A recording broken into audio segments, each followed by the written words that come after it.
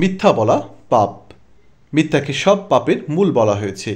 পবিত্র কোরআনে মিথ্যাবাদীর ধ্বংস কামনা করা হয়েছে। মহান আল্লাহ তাআলা রব্বুল আলামিন বলেন, যে বিষয়ে তোমার পরিপূর্ণ জ্ঞান নেই সে বিষয়ের পিছনে পড়ে থেকো না। নিশ্চয়ই কান, চোখ ও হৃদয় এসবের ব্যাপারে কিয়ামতের দিন জিজ্ঞাসিত হবে। সূরা বনী ইসরাইল। মহান আল্লাহ আরও বলেন, অনুমান ভিত্তিক মিথ্যাচারীরা ধ্বংস হোক। সূরা জারিয়াত আয়াত 10। মিথ্যা কখনো মিথ্যাবাদীকে জাহান্নাম পর্যন্ত পৌঁছিয়ে দেয় এবং মিথ্যা বলতে বলতে পরিশেষে সে আল্লাহর কাছে মৃত্যুক হিসেবে পরিগণিত হয়।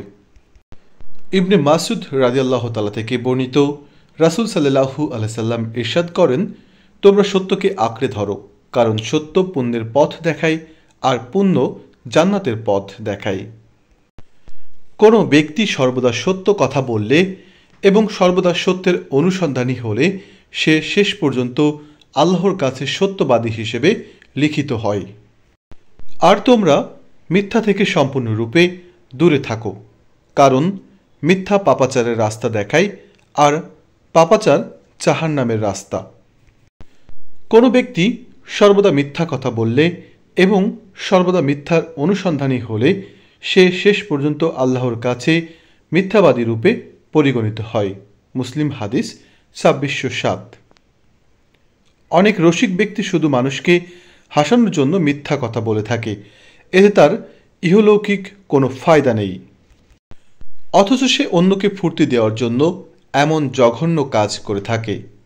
হিজাম রাদিয়াল্লাহু তাআলা থেকে বর্ণিত, নবী করিম সাল্লাল্লাহু আলাইহি ওয়াসাল্লাম ইরশাদ করেন, অকল্যাণ হোক ওই ব্যক্তির যে মানুষকে হাসানোর জন্য মিথ্যা কথা বলে। অকল্যাণ হোক ওই ব্যক্তির, অকল্যাণ হোক ওই ব্যক্তির। তবে ইসলামের দৃষ্টিতে 3 স্থানে মিথ্যা কথা বলার সুযোগ আছে। উম্মে কুলসুম বিনতে উকবা রাদিয়াল্লাহু তাআলা আরও বলেন, রাসূল সাল্লাল্লাহু আলাইহি সাল্লাম শুধু 3টি ব্যাপারে মিথ্যা বলার সুযোগ দিয়েছেন।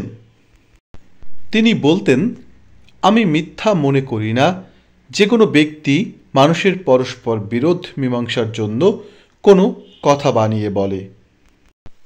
তার উদ্দেশ্য শুধু বিরোধ মীমাংসা। অনুরূপভাবে কোনো ব্যক্তি শত্রুপক্ষের সঙ্গে যুদ্ধে জেতার জন্য কোনো কথা বানিয়ে বলবে। তেমনি কোনো পুরুষ নিজ স্ত্রীর সঙ্গে এবং কোনো নারী নিজ স্বামীর সঙ্গে কোনো কথা বানিয়ে বলবে। প্রিয় দর্শক শ্রোতামণ্ডলী, ভিডিওটি সম্পূর্ণ দেখার জন্য সকলকে অসংখ্য ধন্যবাদ জানাই। ভিডিওটি ভালো লাগলে আমার চ্যানেলটিকে সাবস্ক্রাইব করুন এবং পাশে থাকা বেল আইকন বাটনটিতে ক্লিক করুন। লাইক, কমেন্ট এবং বেশি বেশি শেয়ার করতে থাকুন। প্রিয় দর্শক, সবাই ভালো থাকবেন, সুস্থ থাকবেন। আল্লাহ হাফিজ।